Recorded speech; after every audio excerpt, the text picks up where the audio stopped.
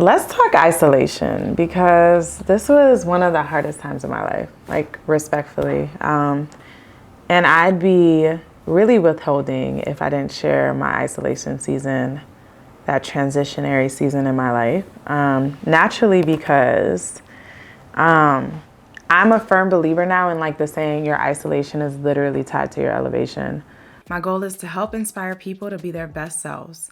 These conversations will help people identify their best qualities, bring them out, and understand how to develop plans to achieve their goals.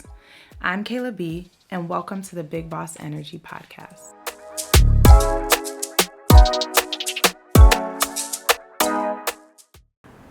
There is no way I would have elevated and accelerated my life unless I had really focused on working and developing certain aspects of my life. I'm very big now on recommending this season to people.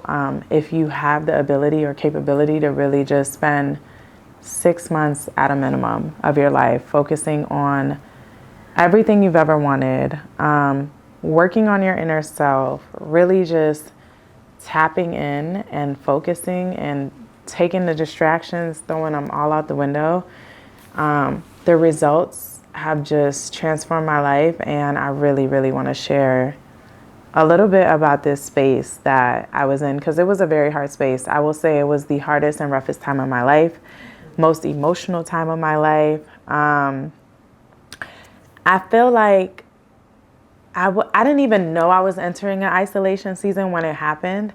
I feel like God definitely called me into isolation, and at that time I felt like I experienced confusion, like loneliness. I'm having this emotional craving of my life. I'm at wit's end, right? Like I'm at this point where I'm like, I need certain answers over my life. I want to know what I'm supposed to be doing. And I feel like if I did not enter this season, I would not have the clarity that I truly got. And I think that my life also just changed so rapidly. I would say, be prepared when you enter this season, when you really give it your all, focus on yourself.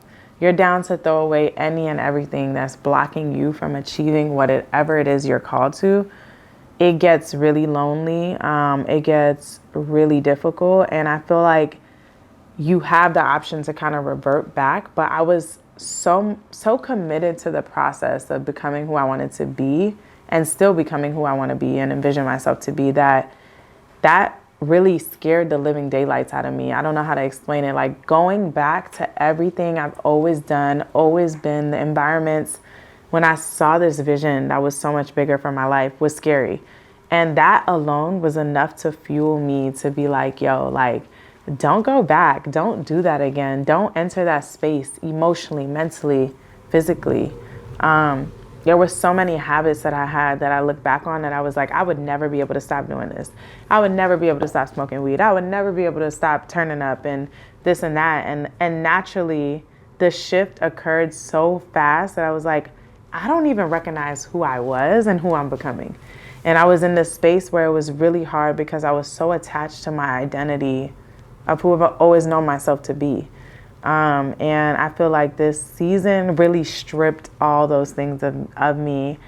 When you stop depending or stop putting yourself in certain environments, stop continuously doing the same things over and over, you're left with, well, what's next?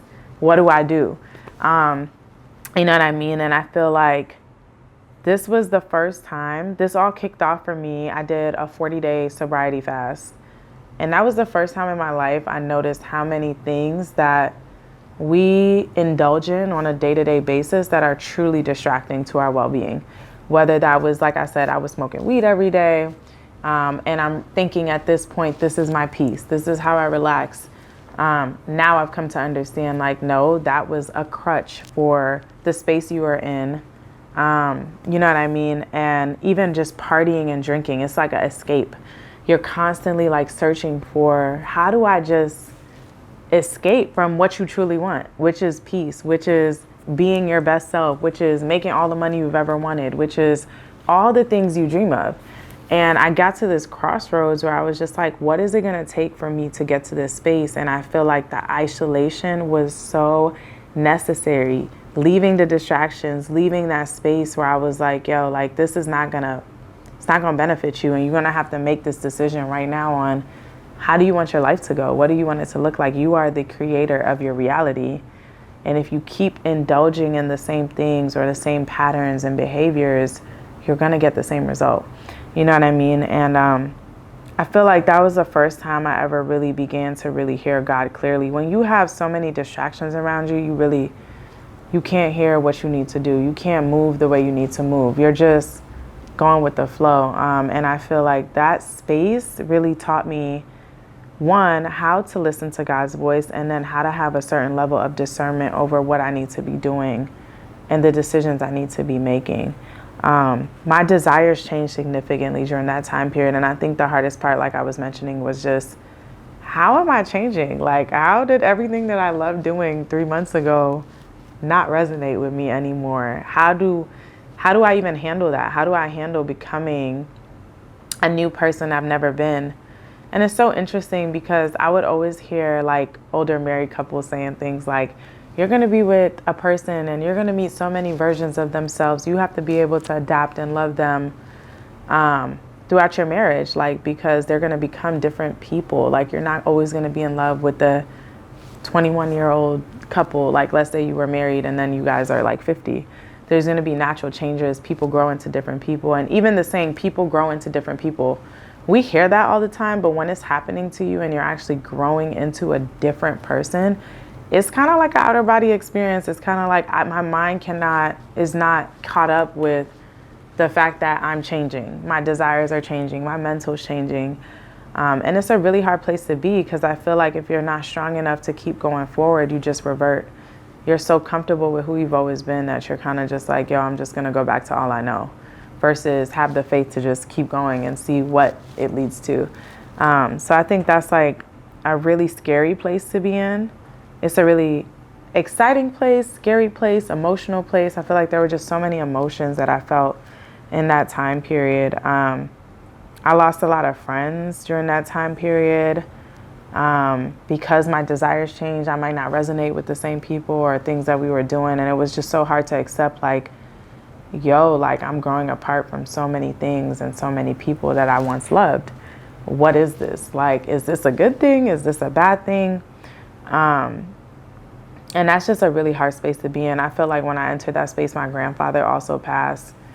And that was the first death I've ever experienced in my life where I was just like, yo, like, I lost somebody that I really, you know, like, I've had a best friend that died when I was younger and we were really, really close. But this was like the first family member, I think, or somebody that I spent so much time with. And I think also I was so nervous that my grandfather was going to pass. I ended up going to spend some time with him before. So just all the lessons he left with me. But when you really get a call, like, it's done, like someone's gone, that also just shifted my whole perspective on life. Taking a loss like that, understanding the value of life, the value of time, the value of relationships and connections that you have with people and the time you spend with them. So I think that, yeah, it was just like such an interesting time in my life. That if I'm being honest, I questioned God in that time so much more, because I felt like the closer I was trying to get to God, the more crazy stuff was starting to happen. Like, the more it just became so hard. Life just became so hard. And I was like, God, I'm getting closer to you and I'm doing everything right now. Like, I think I'm walking with you the right way. I'm trying to give my life to you and really surrender. And then boom, like, this is happening, this is happening, this is happening. And now I look back, like, you're going to be tested. Right? Like, our faith is strengthened in our weakness. So it all makes sense to me now. But in that moment, I was holding on for dear life, y'all. Like, I was just like, why is this happening to me? Like, am I a bad person? Like, what have I done to deserve these things? And it was a really, really tough time in my life that I look back on just like, this is the way God had to, like, strip things in me, change my mindset. Like, it took extreme things happening for me to come to certain revelations or sit with myself in a certain way, because before I never would want to do that. I'd just be on the go. Even my desire to be on the go, constantly be out, this, just moving around. It was just like, I just want to be still. I want to be at peace. I want to exist and understand what my existence means, what I'm supposed to be doing. Like I said, my desires changed so significantly. And I think the greatest lesson that I've taken from that space is when you put out a prayer to God on, I want to be this. If you say, I want to be a doctor, God is knowing there's going to be certain things that you have to stop doing, certain environments you have to be placed in. He's going to curate this perfect space for you to become a doctor.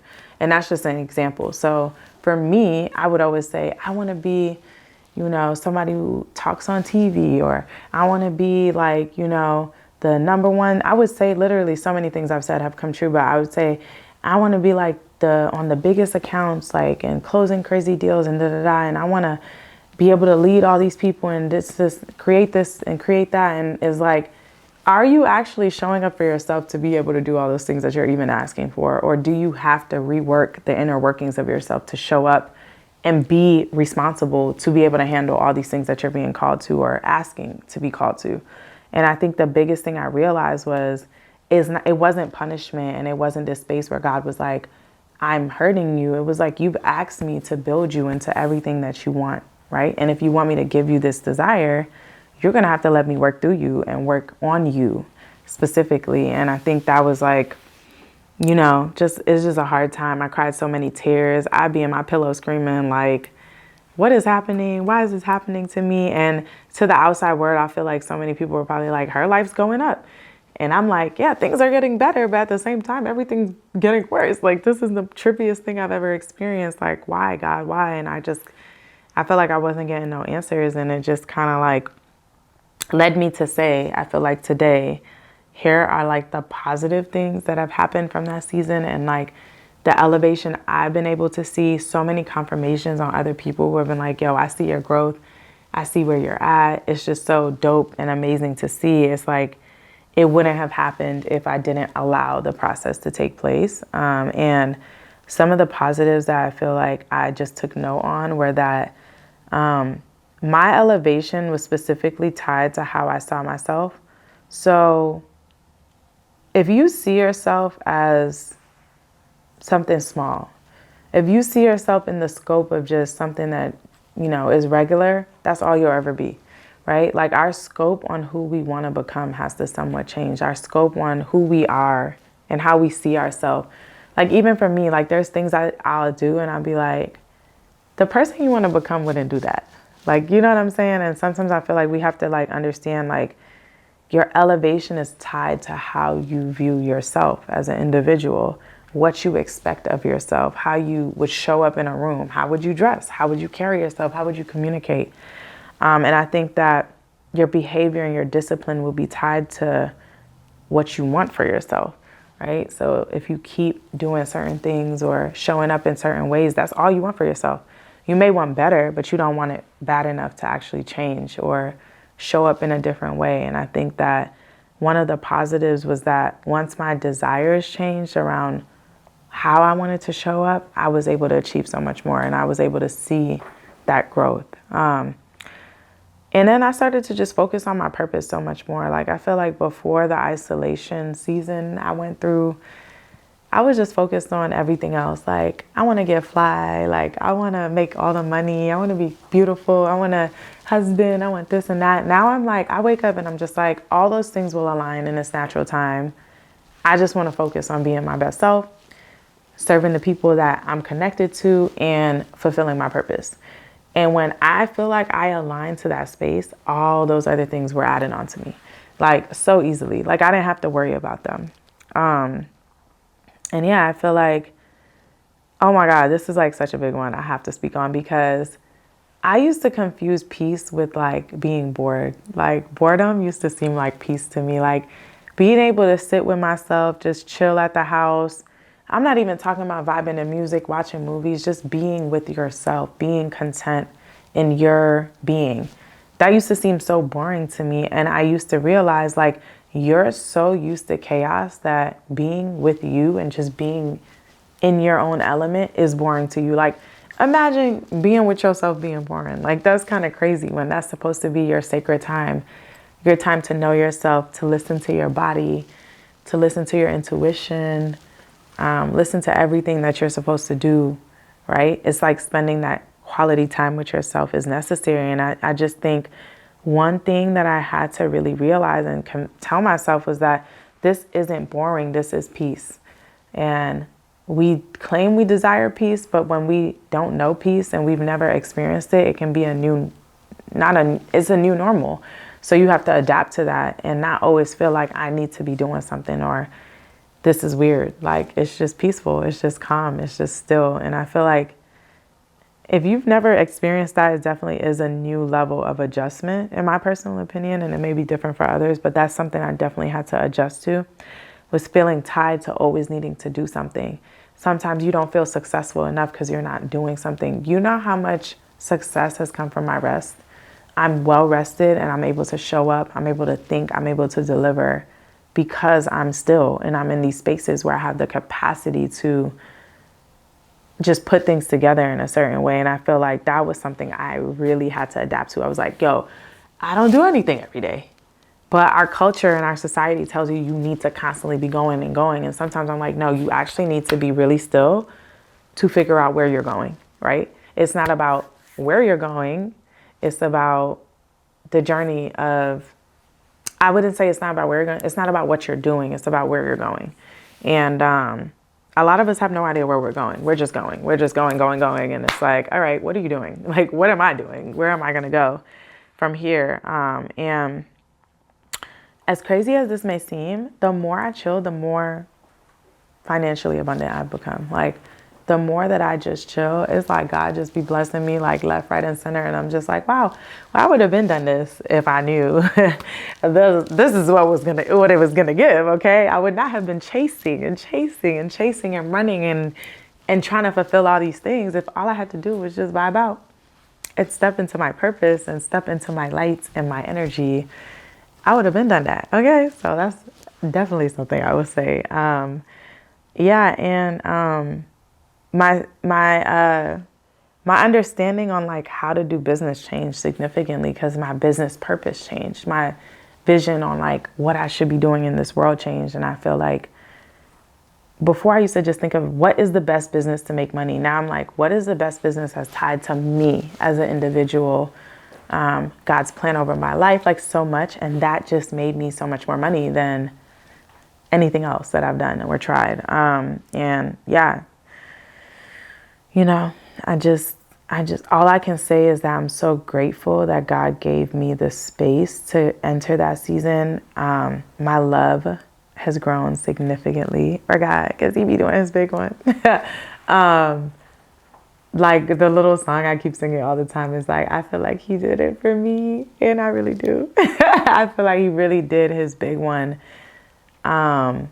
with me. And I feel like he's nowhere near done. This is like the tipping point of everything. But yeah, man, like this season that I was in was really, really difficult. But when I tell y'all this elevation that you're desiring is really tied to that season of isolation, just trust it. Go through the processes, do the inner work, sit with yourself, understand yourself, and it'll be worth it. It'll really, really be worth it in the end. And I hope that this video helps somebody in some way who may be in that season or on the brink of knowing this is a season I need to enter or a space I really need to enter to really elevate and become everything you've ever wanted to be.